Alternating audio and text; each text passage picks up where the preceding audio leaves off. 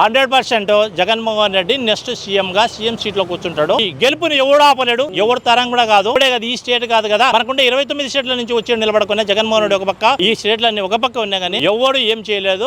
ఆయన ఎంటుక కూడా సమానంలే. ఈసారి సీఎం సీట్ లో ఆయన కూర్చుంటాడు. జగన్మోహన్ రెడ్డి ధనబలం ఉంది కాబట్టి అంతమంది వచ్చినా కూడా నిలబడతారా? అంటే ధనబలం లేనప్పుడు జగన్మోహన్ రెడ్డి గెలవలేదా? అప్పుడు వేరే పార్టీ వాళ్ళకి ధనబలం ఉంది. ధనబలం ఉండేటప్పుడు ఆ రోజు జగన్మోహన్ రెడ్డిని ఏ విధంగా 151 సీట్లతో గెలిచాడు? ఆ రోజు మీరు అడగలేదా? ఈ క్వశ్చన్ వాళ్ళను అడిగినప్పుడు ఏం చెప్తారు వాళ్ళు? వాళ్ళ సత్తా లేదా, పస లేదు, నువ్వు జనాలందరికీ మోసాలు చేశారు, టోపీలు పెట్టారు కాబట్టి గెలవలేని పరిస్థితిలో ఉన్నారు. ఈ గెలవలేని వాళ్ళ గురించి మనం మాట్లాడడం అంత అవసరం ఏముందా? ఇప్పుడు మా పార్టీ, మా నాయకుడు, మా కథ, జనాలు ఏం చేసినాడో ప్రతి ఒక్కరికి తెలుసు. తెలిసినప్పుడు జనాలు కూడా ఆయన ఆ విధంగానే ఆదరిస్తున్నారు. ఎక్కడ చూసినా బ్రహ్మాండంగా ఉందనే ఉద్దేశంతో జనాలంతా ఆయనకు బ్రహ్మరథం పడుతున్నారు తప్ప ఏదో ఆయన ఏదో చేస్తున్నాడు. జగన్మోహన్ రెడ్డి అంటేనే ఒక విజన్. ఆ విజన్ కు తట్టుకుండే సత్తా వేరే పార్టీ వాళ్ళకు లేదు. మొత్తం స్టేట్ లో కాదు కదా, సెంట్రల్ నుంచి కదిలి వచ్చినా కానీ జగన్మోహన్ రెడ్డి ఒక ఇంటికి పీకలేరు. వాళ్ళ ఆ సీట్ లో కూర్చునే దానికి సత్తా కూడా లేని వ్యక్తులు, వాళ్ళ గురించి మాట్లాడడం, పసలేని వ్యక్తులతో మాట్లాడాల్సినంత అవసరం మా నాయకునికి లేదు.